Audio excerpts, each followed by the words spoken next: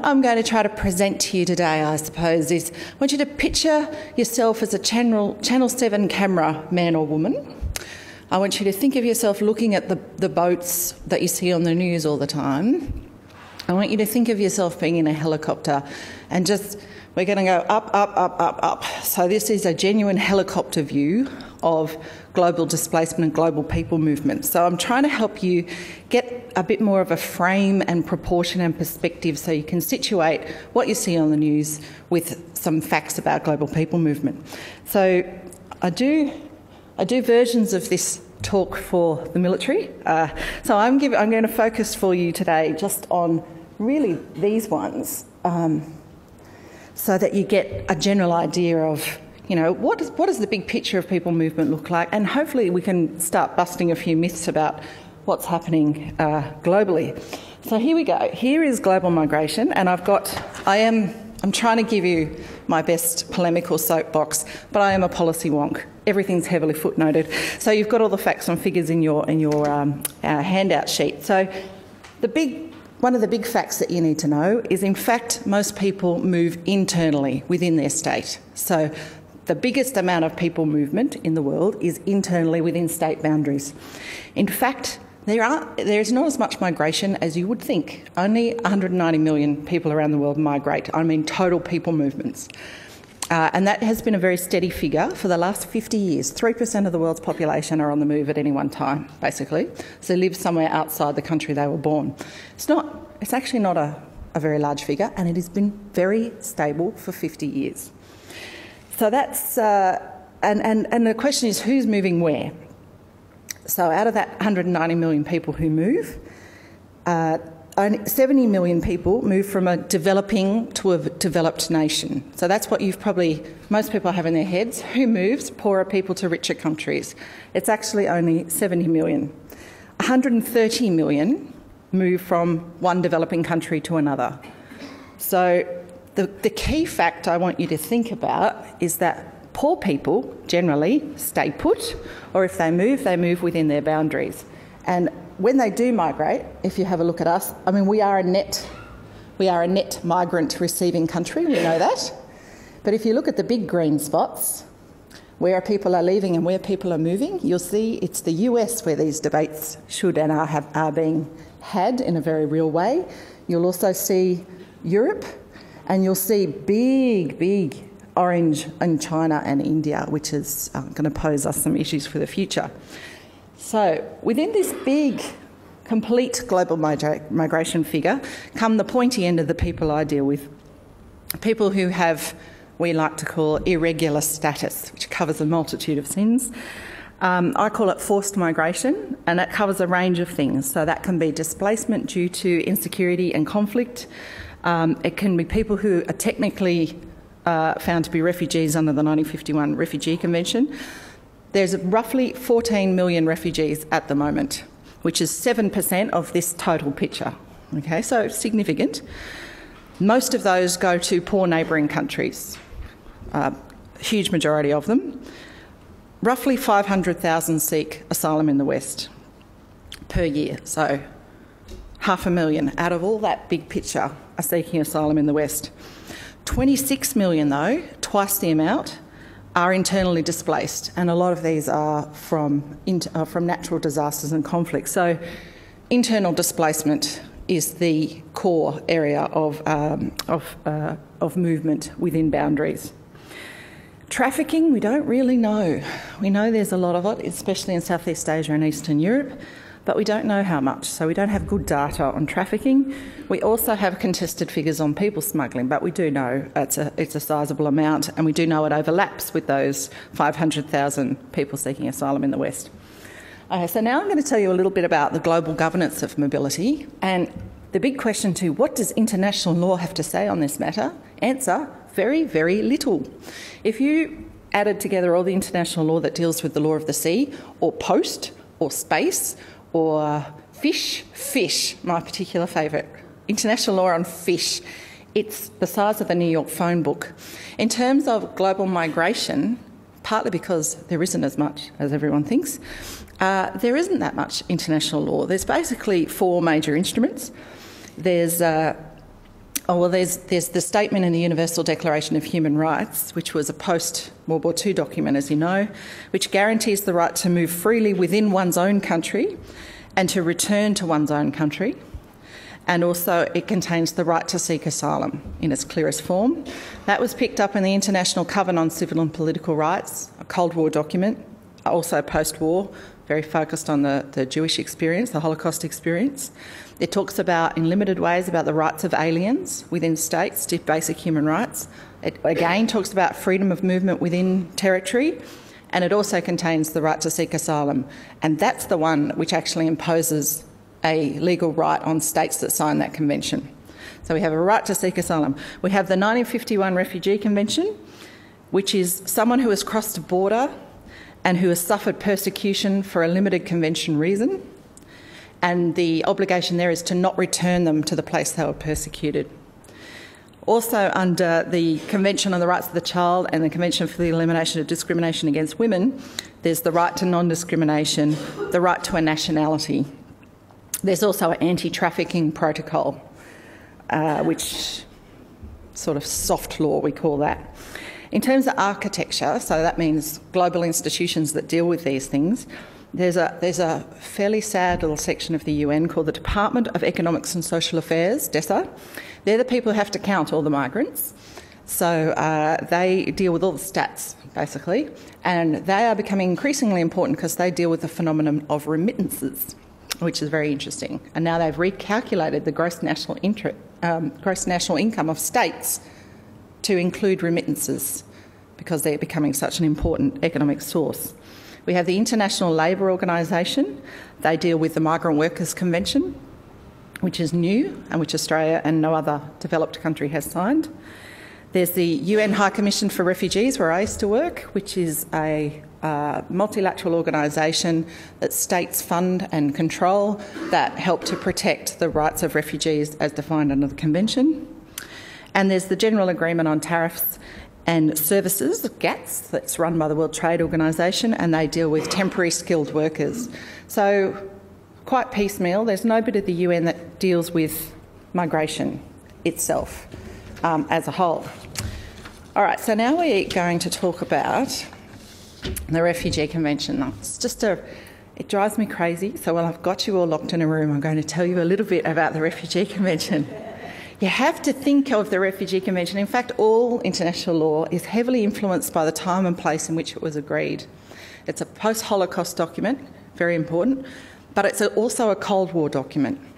And it has a very specific obligation, which is that of non-refoulement, no return. You can't return people. What it doesn't have is an obligation to provide entry to your frontier. So it was debated but rejected that people had the right to enter your territory to seek asylum. Okay? Very important point. And you might think, well, if you can't return them, does it matter if they've got a right to entry to your frontier? Actually, it does. So much of refugee law turns on that. There's also a lot in there, and you should read it. You should really read it because it's a fascinating document. Refugees have the right to intellectual property. It's great. There's all these things that a state can do to expel or exclude a refugee based on criminal activity, terrorist activity, and my favourite, acts contrary to the spirit of the United Nations. But it doesn't have a mandate to deal with internally displaced people. So I told you the reality of displacement is internal displacement. The UNHCR now has a sort of authority to deal with IDPs, but not much. And all we have are guiding principles on internally displaced people. Again, not so exciting, not hard law. So we're coming up to the 60th anniversary. Political will around the refugee issue, as you know, is very shaky.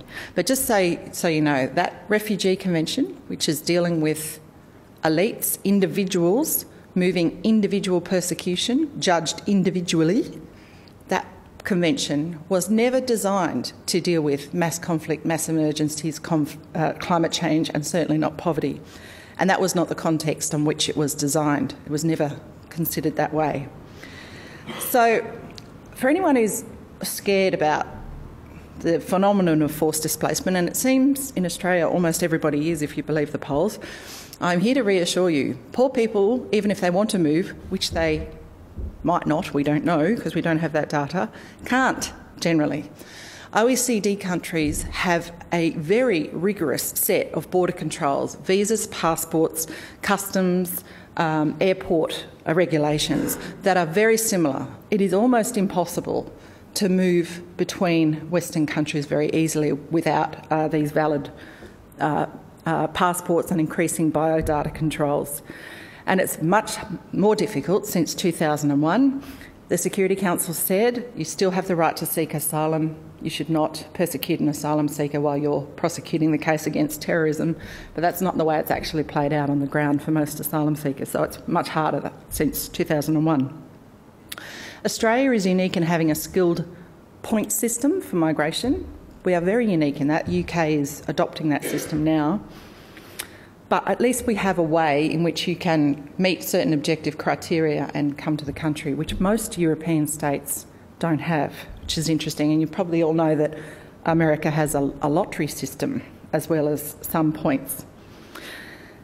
So our region basically doesn't, what Australia doesn't have that these other countries have is a regional architecture. So NAFTA, the European Union and the Organisation of African Unity all have regional architecture that deal with migration and displacement, and that's what the Asia-Pacific region doesn't have, and that's partly where the Bali process and other Australian negotiations are going. So just a couple of seconds on people smuggling. It is a wicked problem. It's a very wicked problem, and it's a very real problem, and it is a very difficult issue for policymakers.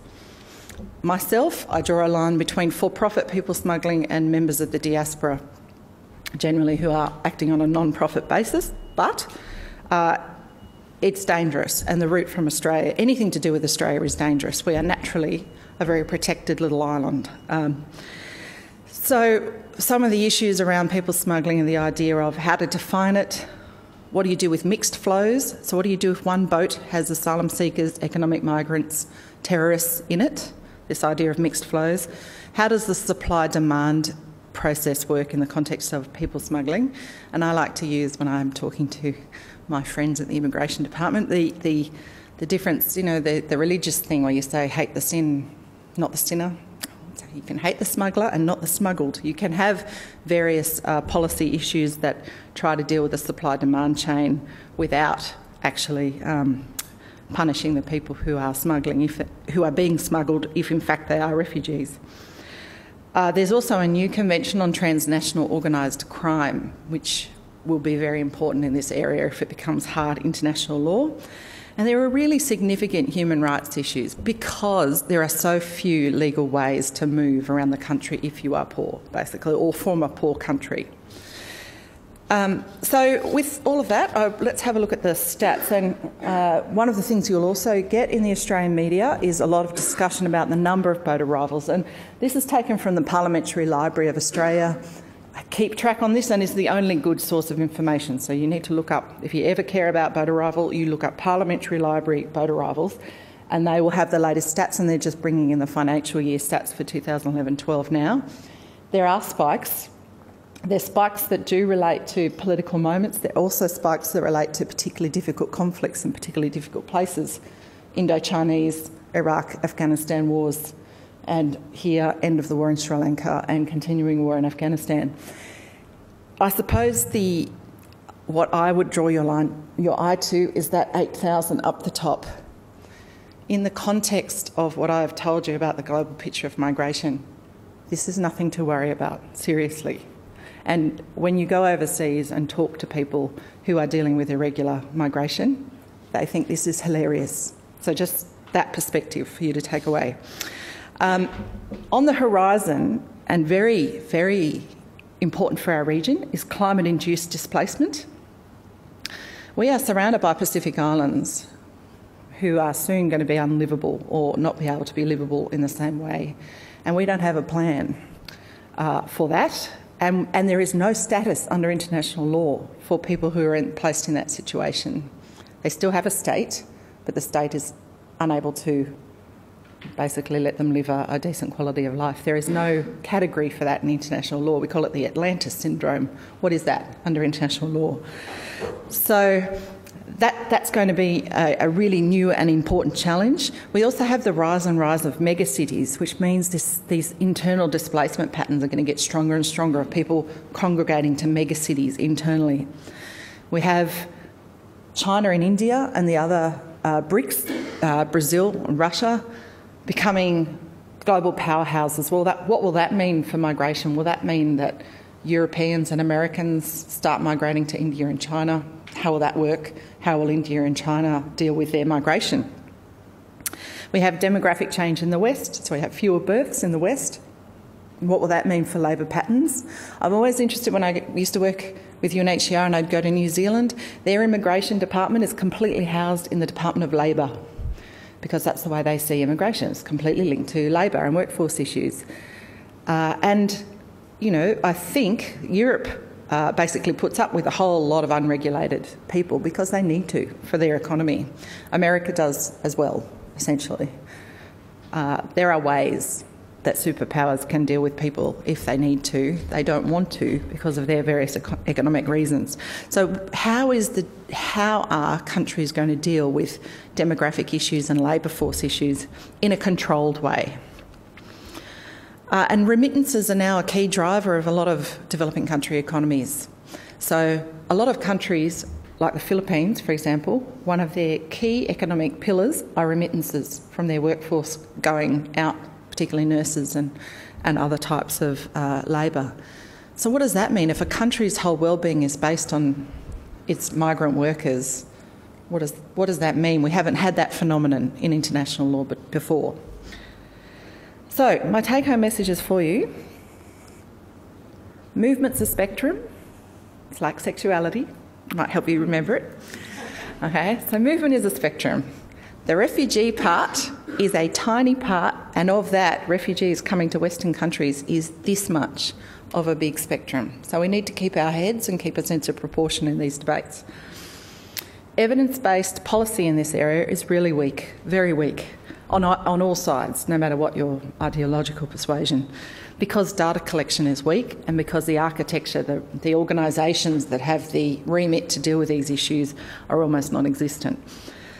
So we tend to play out migration issues based on public opinion, generally, in a way that is quite rare for most policy areas. Generally, you have data and organisations with deep expertise and also public opinion, you know, and all those things go in the mix. In this area, we have very little data and institutional knowledge. And also the global governance is almost absent. So we have very little international law and we have very little global governance. Now, people smuggling is separate because it's dealt with as part of a national security context. So when you're talking about people smuggling, you might often feel like you're having completely different conversations. Some people are thinking about people smuggling in the broader context of border security, and some people are talking about people smuggling as a part of refugee flows, and they tend to have conversations that go like that. So if you just think of people smuggling as belonging in both those areas, and that's why it's so complicated. And no, I have absolutely no answers to what to do with people smuggling, other than to prevent people needing to be smuggled. The other thing you need to know is that border controls are strong and uniform across OECD countries. Think of this like the Chinese wall that goes around OECD countries. So we are incredibly protected from irregular flows, and then the question is, are we too protected from people being able to move? We can move capital, we can move information, we can't move people in the modern age. Finally, I'd like to say this is the sort of debate that is absolutely crucial to modern living. So when you're having this debate, you should really think about not just your own situation, but your children and your children's children, because it's the architecture of movement that might come back to bite us, I think, as modern Australians. So You might not want people in the future to not be able to move outside their state, is what I'm saying, which is the current international law situation. So try to think very progressively and future-oriented when you're having these conversations about should people be able to move beyond borders and under which circumstances and how would we possibly regulate that displacement. But my message for you today is people ain't moving 3% for the last 50 years.